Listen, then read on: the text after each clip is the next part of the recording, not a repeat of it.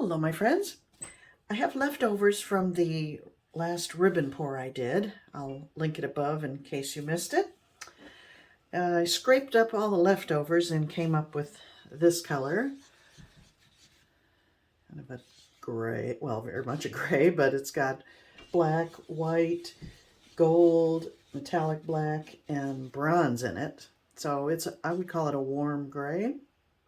A bit of a shimmer to it. I'm going to lay that down as a base coat, and then I'm going to kind of create some trees in much the same technique as I have done with my Squiggle pour. Just layering the paint on with a stick. So this will be a first attempt at it. Just a way to use up some paint and maybe create something nice. So let's give it a go. I think part of the secret of success to it is to have your base coat be very thin. A thin layer on here, not necessarily thin in consistency, but thin on the surface. That way your squiggles will stay in place, because that was the case on almost every one I've done except the last one, the red. I had way too much paint on the surface, and because I had originally intended to do a much larger canvas, but I poured all that paint on the round one, and then when I applied my colors on top of that, it looked great while it was wet, but as it dried, it spread, and I just have way too much base coat. It still looks kind of fun. It's not in this room or I would show it to you, but it doesn't look like it did when I left it, unlike the others that did dry just as seen. So that's why I am spreading out a small amount on here as my base coat.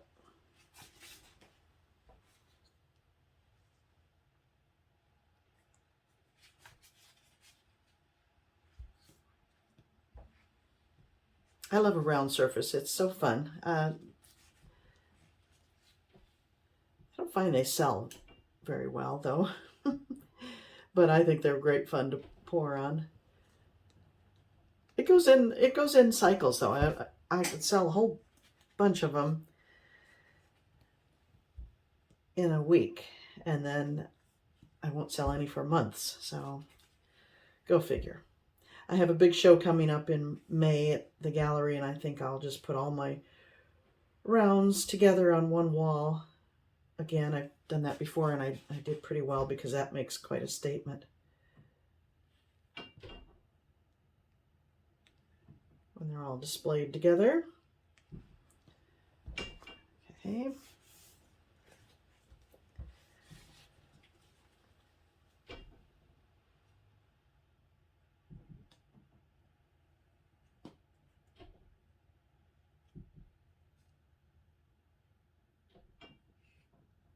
You can see, I mean, that's all I have left. That's all that tilted off. So I have a nice thin coat on here. Get the edges because this custom color will never be duplicated. I mean, I could mix it, but it would be a challenge. I might as well use what I have here. Okay. Now I'm going to remove my gloves and begin the squiggle.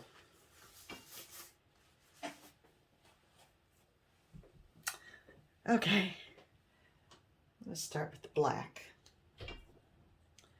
I think I'm going to have maybe 3 trees. So kind of the trunks and then some skinny branches coming off of that. Again, this is the first try. I've not tried this before.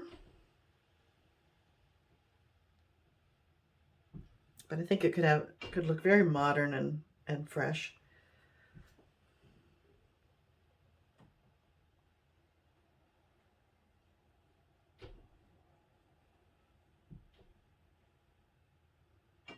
And of course, I'm going to end up with a lot more paint.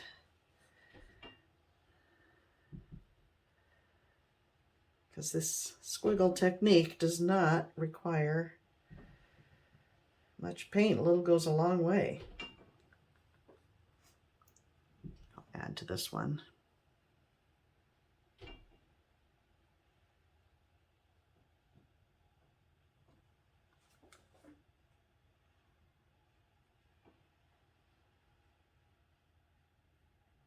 Kind of birch tree looking, but not. Birch trees are often planted as in threes. We have 3 in our front yard. That was kind of my inspiration for this.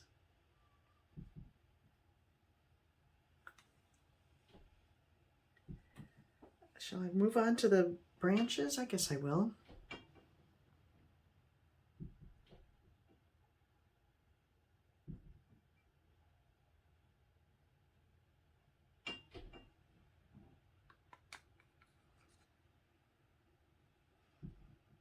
I may speed this up because this is all I'm doing.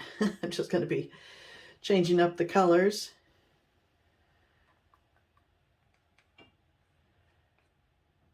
But basically, this is it.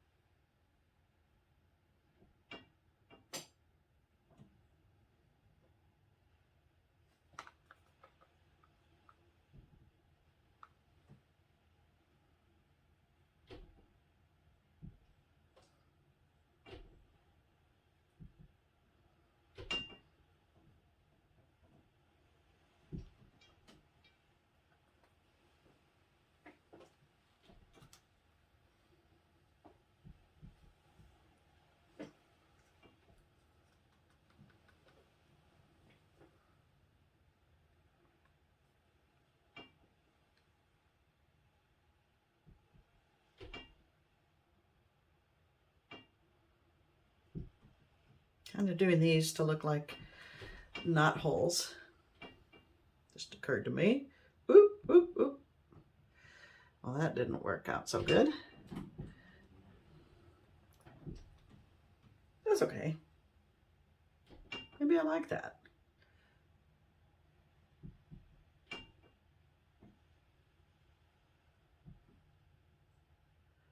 guess it depended on how I held the stick. I think I'll just drizzle a few more black twiggy looking things and then call it done.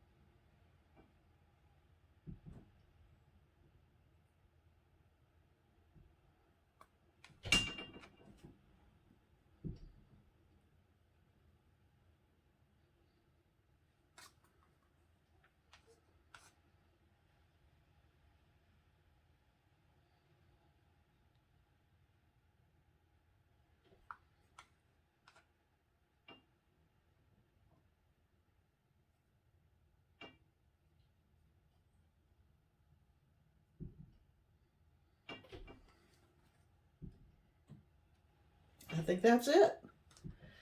And once again, I've got a bunch of paint left over. Let me turn that around for you so you can see the correct orientation.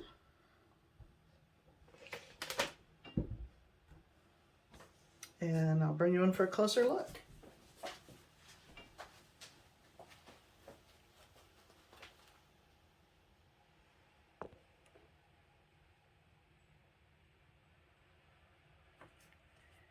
I gotta tell you, I rather like it.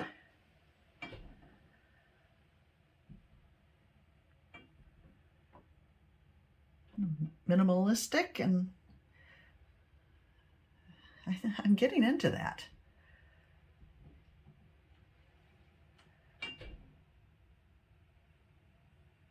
I always have loved negative space, so it's fun to create, go a new direction with this squiggle thing on negative space. Well, I hope you like that, my friends. Give it a try. It's super easy. Well, it's not as easy as it looks. I have had a little practice, but it's not difficult. So with a little practice, you can do it. Thanks for watching. See you next time.